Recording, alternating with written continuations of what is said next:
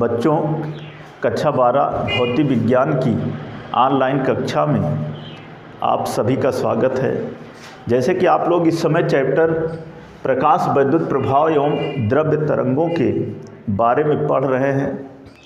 इसके पहले की वीडियो में हम आप लोगों को बता चुके हैं कि प्रकाश की दोहरी प्रकृति कैसे होती है, प्रकाश वैद्युत प्रभाव क्या है, लेनार्ड तथा हर्ट्ज के प्रयोग क्या हैं, निरोधी विभव किसे कहते हैं, देहली आवृत्त देहली तरंगदैर्घ्य कार्यफलन किसे कहते हैं, प्रकाश वैद्युत उत्सर्जन के नियम क्या हैं, इन सब के बारे में इसके पहले की वीडियो में हम आप लोगों को बता चुके हैं। तो इसी क्रम में आज का जो टॉपिक है, आइंस्टीन का प्रकाश वैद्युत समीकरण अथवा क्वांटम सिद्धांत के आधार पर प्रकाश वैद्युत प्रभाव की व्याख्या।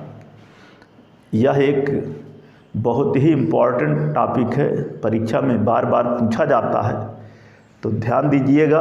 होता क्या है कि प्लांक के क्वांटम सिद्धांत के अनुसार प्रकाश ऊर्जा के छोटे छोटे पैकेटों अथवा बंडलों के रूप में चलता है, जिसे फोटॉन कहते हैं। प्रत्येक फोटॉन की ऊर्जा h होती है, जहाँ न्यू प्रकाश की आवृत्ति और h प्लांक नियतांक है। आइए चित्र के माध्यम से देखते हैं। यह जो है कोई धातु है और ये ऊपरी सतह जो है वह धातु की सतह है। जब कोई भी प्रकाश फोटॉन इस धातु की सतह पर जब आपतित होता है, तो ऐसी स्थिति में वह फोटॉन अपनी संपूर्ण ऊर्जा h से धातु के किसी एक इलेक्ट्रॉन को स्थानांतरित कर देता है और इस आपतित फोटॉन का जो अस्तित्व है वह समाप्त हो जाता है। किसी एक इलेक्ट्रॉन को ही स्थानांतरित करता है और उसका स्वयं का जो अस्तित्व है वो वहीं पर समाप्त हो जाता है। उस संपूर्ण ऊर्जा h का कुछ भाग धातु से इलेक्ट्रॉन को के उत्सर्जित होने में व्यय हो जाता है और शेष ऊर्जा जो है उस उत्सर्जित इलेक्ट्रॉन को गतिज ऊर्जा के रूप में मिलती है। क्योंकि सभी इलेक्ट्रॉन जो है वह इस धातु की सतह पर ही स्थित नहीं होते हैं। कुछ इलेक्ट्रॉन हैं जो कि धातु के भीतर होते हैं, कुछ हैं कि जो धातु की सतह पर ही स्थित होते हैं। तो जो इलेक्ट्रॉन धातु के भीतर उपस्थित होते हैं, उन इलेक्ट्रॉनों को उत्सर्जित होने के लिए इस धातु के पृष्ठ तक पहुंचने में परमाणुओं से टकराना पड़ता है और जिसकी वजह से कुछ ऊर्जा जो है उन्हें परमाणुओं से टकराने में उनकी कुछ ऊर्जा व्यय हो जाती है और शेष ऊर्जा जो है वह पृष्ठ से उत्सर्जित होकर के गतिज ऊर्जा के रूप में मिलती है। तो इस तरह से कह सकते हैं कि किसी धातु की सतह से विभिन्न ऊर्जाओं के इलेक्ट्रॉन जो है वह उत्सर्जित होते हैं। क्यों? क्योंकि कोई इसकी सतह ऊपरी पृष्ठ से उत्सर्जित होता है, तो कोई धातु के भीतर से उत्सर्जित होता है।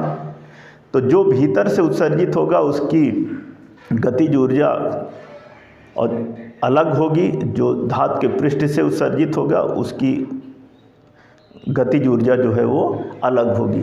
अब यहाँ पर हम मान लेते हैं कि माना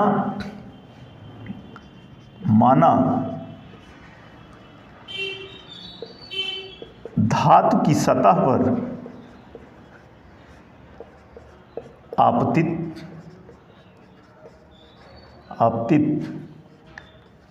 प्रकाश फोटॉन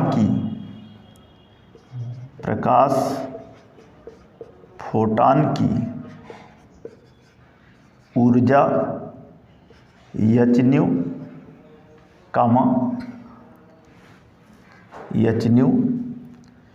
उत्सर्जित इलेक्ट्रॉन की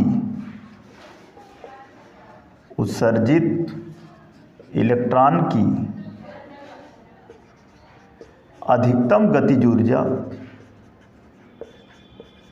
अधिकतम गतिज ऊर्जा E के, अधिकतम गतिज ऊर्जा E के और कार्यफलन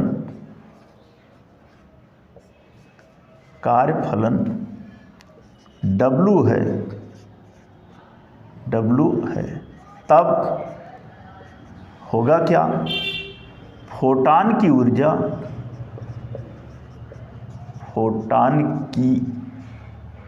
ऊर्जा बराबर अधिकतम गतिज ऊर्जा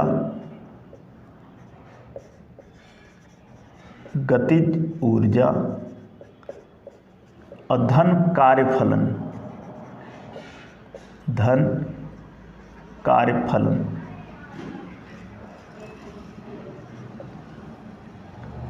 अब जो फोटॉन की ऊर्जा है वह hν है, अधिकतम गतिज ऊर्जा जो है वह E है और कार्यफलन W है। तो आगे इसको लिखते हैं, इसका मान ऐसे रख लेते हैं, लिखते हैं कि अथवा hν बराबर E धन W अथवा E equal to hν minus W। समीकरण 1 फोटॉन की ऊर्जा hν बराबर E धन W और E इक्वल टू हो जाएगा hν माइनस W। अब यहाँ पर मान लेते हैं कि यदि धातु के लिए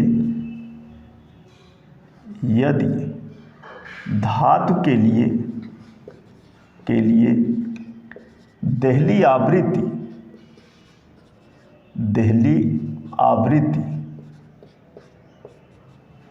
ν0 हो, तब क्या हो जाएगा, तब समीकरण 1 से तब हो जाएगा। सबसे पहले तो लिख लेते हैं क्या होगा, कार्यफलन, तब कार्यफलन W बराबर hν0। अतः समीकरण 1 से क्या हो जाएगा, W की जगह मान रख लेंगे, हो जाएगा E के बराबर hν और माइनस W की जगह पर hν0 हो जाएगा, अथवा E के बराबर H कॉमन लिया, हो गया ν माइनस ν0। समीकरण नंबर 2। यहाँ पर कार्यफलन W बराबर hν0 इस W के मान को समीकरण 1 में रखा तो हमें प्राप्त हुआ E के बराबर H ν माइनस ν0, यह समीकरण 2 है। अब मान लेते हैं कि यदि उत्सर्जित इलेक्ट्रॉनों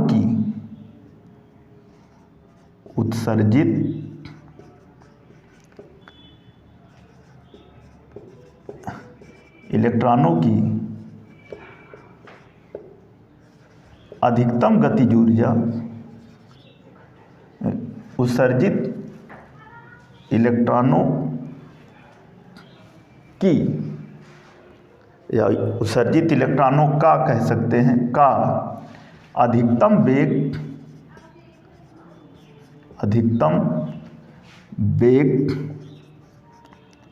Bmax और द्रव्यमान m हो, तब अधिकतम गतिज ऊर्जा E के बराबर कैपिटल E सफिक्स में K बराबर 1/2 m Bmax स्क्वायर। समीकरण नंबर 3। हमने कहा कि यदि उत्सर्जित इलेक्ट्रॉनों का जो अधिकतम वेग है वह Bmax हो और द्रव्यमान m हो, तो ऐसी स्थिति में अधिकतम गतिज ऊर्जा E के बराबर 1/2 m Bmax²। अब समीकरण 1 व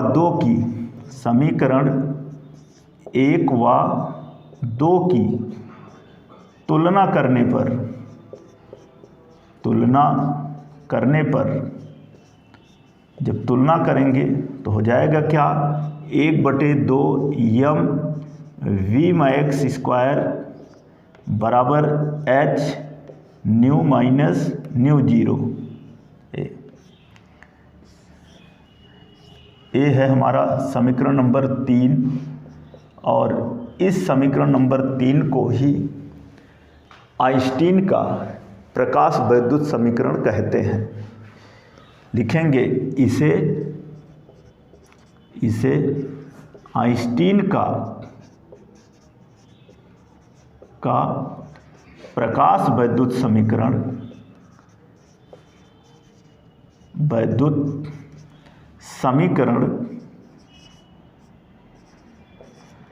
कहते हैं। प्रकाश वैद्युत समीकरण कहते हैं। तो यही जो प्राप्त हुआ 1/2 m Bmax² बराबर h new minus mu zero, यही आइंस्टीन का प्रकाश वैद्युत समीकरण है। और यही प्रकाश वैद्युत समीकरण ही परीक्षा में बार बार पूछा जाता है, तो इस वजह से यह टॉपिक बहुत ही बोर्ड परीक्षा के लिए इम्पॉर्टेंट है। तो ये था हमारा आइंस्टीन का प्रकाश वैद्युत समीकरण अथवा क्वांटम सिद्धांत के आधार पर प्रकाश वैद्युत प्रभाव की व्याख्या। अब आप इस चैप्टर का अगला टॉपिक देखिए, जो कि प्रकाश वैद्युत समीकरण या प्रकाश वैद्युत उत्सर्जन के नियम से ही संबंधित है। और जो ये आइंस्टीन का समीकरण है इसी से संबंधित है। अगला जो टॉपिक है वह है प्रकाश वैद्युत उत्सर्जन के नियमों की व्याख्या। अगला टॉपिक प्रकाश वैद्युत उत्सर्जन के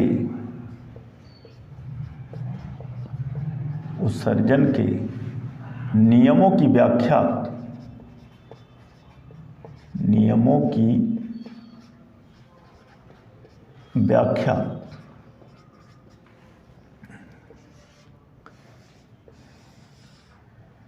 तो जैसे हम बता चुके हैं कि प्रकाश वैद्युत उत्सर्जन के 5 नियम हैं और उन 5 नियमों को हम इसके पहले की वीडियो में बता चुके हैं।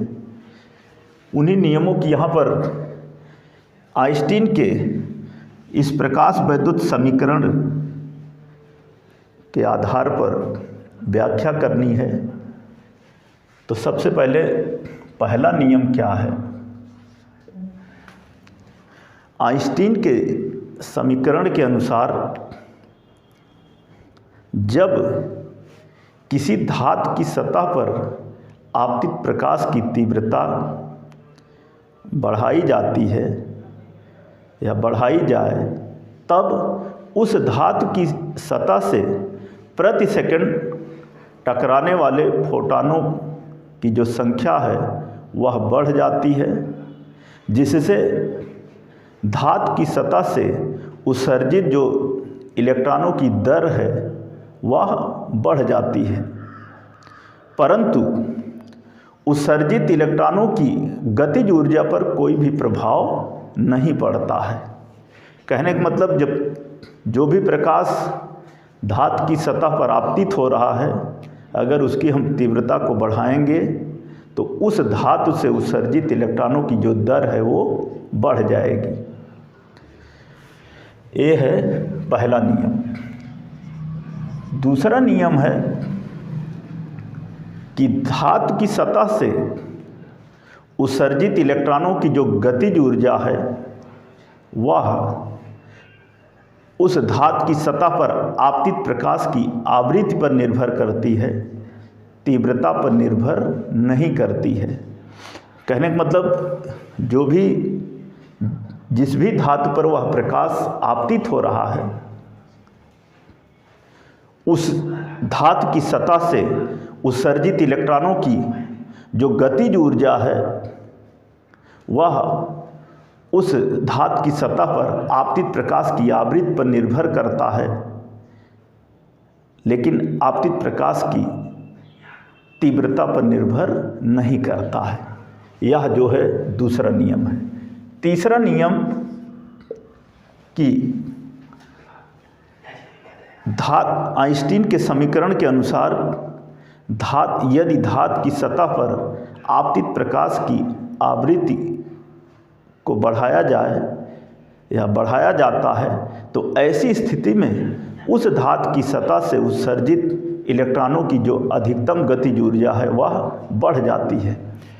आप आइंस्टीन समीकरण से ही देख सकते हैं, जैसे कि अभी यहाँ पर ये लिखा गया है, ये जो न्यू है यहाँ पर, यह न्यू उस धातु की सतह पर आपतित प्रकाश की आवृत्ति है, और जब इस न्यू आवृत्ति का मान बढ़ेगा तो 1/2m Bmax², जो कि अधिकतम गतिज ऊर्जा का सूत्र है, यह अधिकतम गतिज ऊर्जा का मान बढ़ेगा।